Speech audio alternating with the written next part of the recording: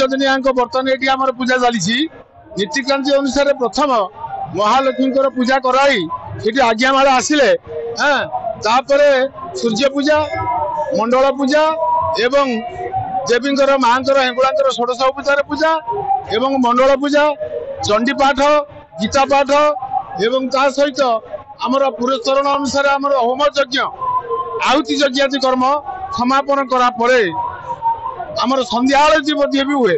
संध्या आरती आमर ठीक 6टा ରୁ 6:30 भितर संध्या आरती हुए।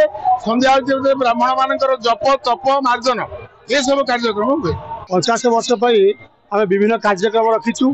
प्रथम कलश यात्रा दुई पंचायत समस्त गाँव मिशीमासिकी कलश यात्रा 11 पंजा कीर्तन मंडली 2 पंजा बाड़ी खेल एवं अन्य समस्त श्रृंखलित भाव में आसिक आम यज्ञ मंडप सब पहुँची जाइए। 5 राति धरी यात्रा परिवेशन यात्रा मौड़ मनीषी शिवानी गणनाट्य 5 राति कर तेणु आम बहुत श्रृंखलित व्यवस्था रखीचु।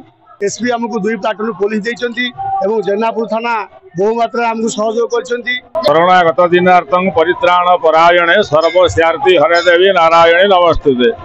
देवी समस्तंकर मनस्कामना पूर्ण करती ए लोकंकर विश्वास आकांक्षा अच्छी।